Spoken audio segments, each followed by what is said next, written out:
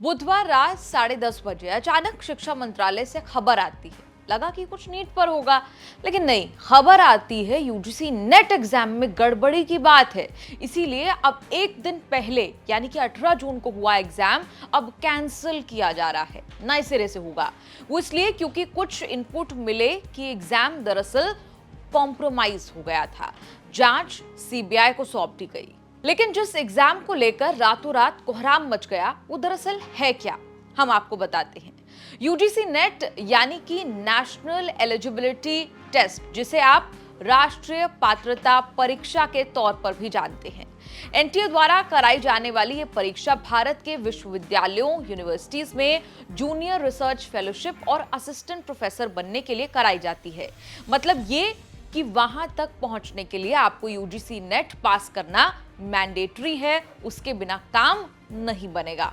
आपको बता दें, ये परीक्षा साल में 2 बार कराई जाती है, पहले जून और फिर दिसंबर में।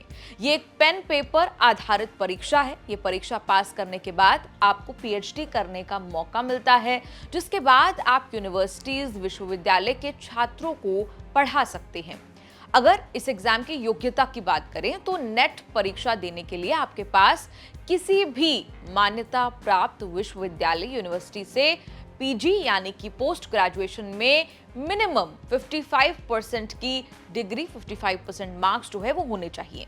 अगर आपको नेट पास करने के बाद जूनियर रिसर्च फेलोशिप करना है तो इसके लिए अधिकतम मैक्सिमम उम्र सीमा 30 साल है। हालांकि SC, ST, OBC, non creamy layer, महिलाओं और ट्रांसजेंडर के लिए अधिकतम उम्र मैक्सिमम सीमा जो है वो है 35 साल।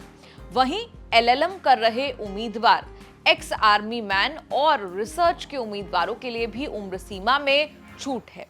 आपको बता दें कि अगर किसी उम्मीदवार को नेट पास करने के बाद सिर्फ असिस्टेंट प्रोफेसर बनना है तो उसके लिए कोई उम्र सीमा नहीं है।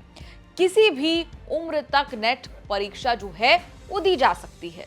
अब 3 श्रेणियों को ऐसे समझ लीजिए। यूजीसी नेट परसेंटाइल के आधार पर 3 श्रेणियों में लाभ मिलता है। इसका अर्थ है, मतलब है कि जिन उम्मीदवारों का नेट में परसेंटाइल अत्यधिक होगा वो कैटेगरी 1 में शामिल होंगे, जबकि बीच के परसेंटाइल वाले कैटेगरी 2 में आएंगे, जबकि सफल लेकिन सबसे कम परसेंटाइल वाले उम्मीदवार कैटेगरी 3 में होंगे। नीट रिजल्ट में सर्टिफिकेट में उम्मीदवार की कैटेगरी भी लिखी होगी। कैटेगरी में इस तरह से आपको लाभ मिलेगा। 1 वाले उम्मीदवार जेआरएफ असिस्टेंट प्रोफेसर के साथ पीएचडी दाखिल के लिए योग्य होंगे, वो फेलोशिप के लिए भी योग्य होंगे। इस वर्ग के उम्मीदवारों को पीएचडी प्रोग्राम में दाखिले के लिए इंटरव्यू देना होगा। ये इंटरव्यू यूजीसी रेगुलेशन 2022 के आधार पर होता है। 2 वाले उम्मीदवार असिस्टेंट प्रोफेसर और पीएचडी दाखिले के लिए योग्य माने जाएंगे। कैटेगरी 2 और 3 वाले उम्मीदवारों को पीएचडी दाखिले के लिए उनका नेट स्कोर सिर्फ 1 साल के लिए मान्य होगा और इस अवधि में वो पीएचडी प्रोग्राम में दाखिला नहीं ले पाते हैं या दूसरे या तीसरे साल दाखिला लेने की सोच रहे हैं तो उसका लाभ उन्हें नहीं मिलेगा। ऐसे उम्मीदवारों को पीएचडी दाखिले के लिए फिर से नेट क्वालिफाई करना होगा।